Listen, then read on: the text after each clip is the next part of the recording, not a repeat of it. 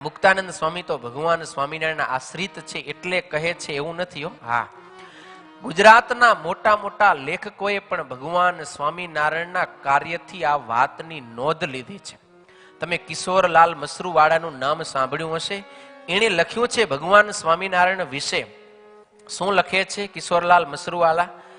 પોતાના પ્રકાશથી અનેકના હૃદયોને પ્રકાશ પમાડનારા, અનેકના ચિત્તનું આકર્ષણ કરી તેમને ગુરુ વચને ચૂરે ચૂરા થઈ જાય તેવા સ્વવશ કરી મૂકનાર, અનેકની ચૌર્ય વૃત્તિને ચોરી લેનાર, લુપ્ત થયેલા બ્રહ્મચર્યાશ્રમને પુનઃ સ્થાપન કરનાર, નિરંકુશ અને સ્વચ્છંદી બનેલા ત્યાગાશ્રમને ઉજ્જવલ કરનાર, પતિત થયેલા ગુરુઓ અને આચાર્યોને માટે સંયમનો આદર્શ બેસાડનાર, સ્ત્રીઓને સમાજ અને સંપ્રદાયમાં ચોક્કસ સ્થાન આપી એમની ઉન્નતિ કરનાર, શૂદ્રોને આચાર સુધી શીખવનાર, સાહિત્ય સંગીત કલાના પોષક, અહિંસામય યજ્ઞના પ્રવર્તક, ક્ષમા ધર્મના ઉપદેશક, શૌચ અને સદાચારના સંસ્થાપક, શુદ્ધ ભક્તિ માર્ગ અને શુદ્ધ જ્ઞાન માર્ગના ચાલક, ભાગવત ધર્મના શિક્ષક તથા વ્યાસ સિદ્ધાંતના બોધક એવા સહજાનંદ સ્વામી હતા. એક સહજાનંદ સ્વામીને કેટલા વિશેષણ આપ્યા તમે જુઓ. સહજાનંદ સ્વામી કેવા હતા? તો કિશોરલાલ મસરૂવાલાના મતે સહજાનંદ સ્વામી આવા હતા. એવી જ રીતે નાનાલાલ જે કવિ થઈ ગયા, બહુ જબરા કવિ છે, એ કહે છે શ્રીજીએ પ્રવર્તાવેલા ધર્મ માર્ગની લાક્ષણિકતા સી લેખાય? તો કહે છે એ ધર્મ માર્ગ છે આચાર સ્વચ્છતાનો, વિચાર સ્વચ્છતાનો, વિધિ સ્વચ્છતાનો, વ્યવહાર સ્વચ્છતાનો, આંતર સ્વચ્છતાનો, સર્વદેશીય અંતર બહિર સ્વચ્છતાનો.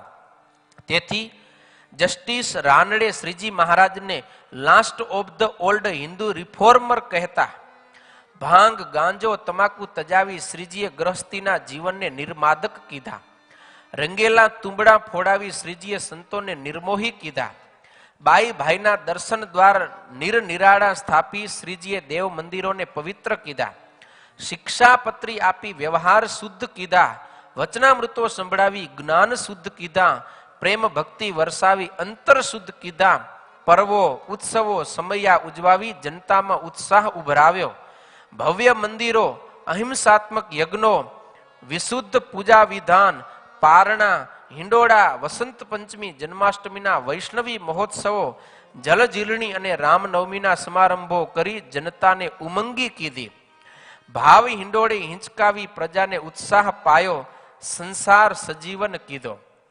આવી રીતે નાનાલાલ કવિ એક પુસ્તક કવિશ્વર દલપતરામ ભાગ પેલો એની અંદર લખેલું છે. આ સહજાનંદ સ્વામી આ ધરતી પર આવી અને શું શું કર્યું છે.